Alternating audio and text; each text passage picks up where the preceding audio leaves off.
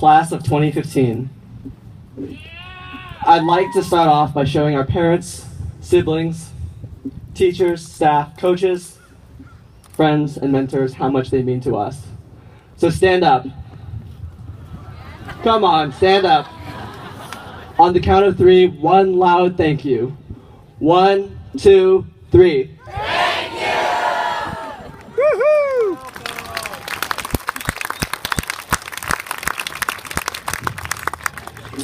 Second, I'm giving you all warning right now. My voice still cracks. But don't laugh. It's been so bad that I have friends in the stands today betting real money on how many times it will happen. Not cool. But let's get to it. I've never been a valedictorian before.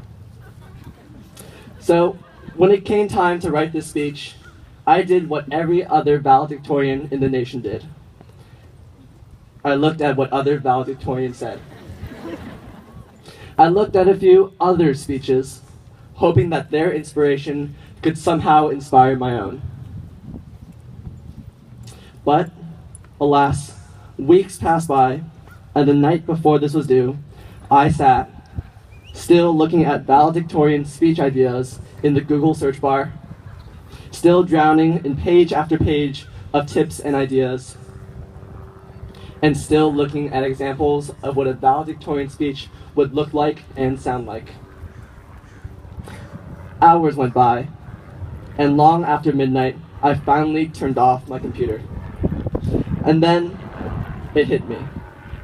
I cannot be happy today if what I said did not come out of my own mind and my own heart.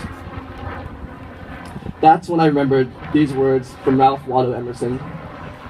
To be yourself in a world that is constantly trying to make you change is the greatest accomplishment.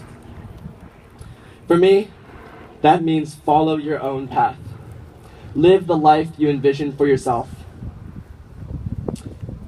Australian author Bronnie Ware, who once took care of people at the end of their lives, said the most common regret that people have is wishing they had the courage to live lives true to themselves and not what others expected of them.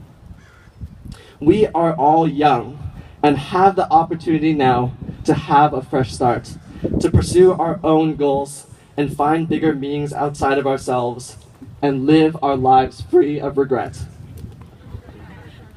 That was one. Perhaps it is a banality to say we can change the world, but surely it would be a bigger shame if at any time we stop believing it. We must believe that we can use our educations, our skills, to change the world for the better, changes that affect those who do not have the same opportunities we take for granted. Starvation, prejudice, war, climate change, corruption, and disease exist all over our world. How can we ever, at any time, sit back and believe we are finished? In fact, we are just beginning. As we set upon our path of life, let us fight for equality, work for positive change, for our aspirations, because at the end of the day, our achievements are what define us.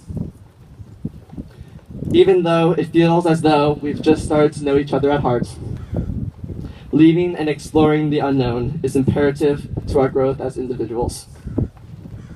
We should not look for what is safe or what is ordinary, but rather look for the things we truly want to do. But even if right now you may not know what that goal is, that's okay. We are young. That means we have time to discover ourselves, time to figure out what will make our lives fulfilling. And when you figure out, make your life a collection of chapters that represent who you are, and don't stop writing new narratives in your book until your final breath. But first, we must allow ourselves to have dreams, and from this moment forward, pursue them. They will guide us through life if we let them. But don't take my word for it. Listen to the words of Henry David Thoreau. If one advances confidently in the direction of their dreams and endeavors to live the life which they have imagined, they will meet with a success unexpected in common hours. So make sure what you're doing is what you really love. Never be afraid to be anything less than your best. And certainly never forget to stay true to yourself. And as you find yourself Googling the answer to the next stage of your life, stop. Look no farther than your own heart.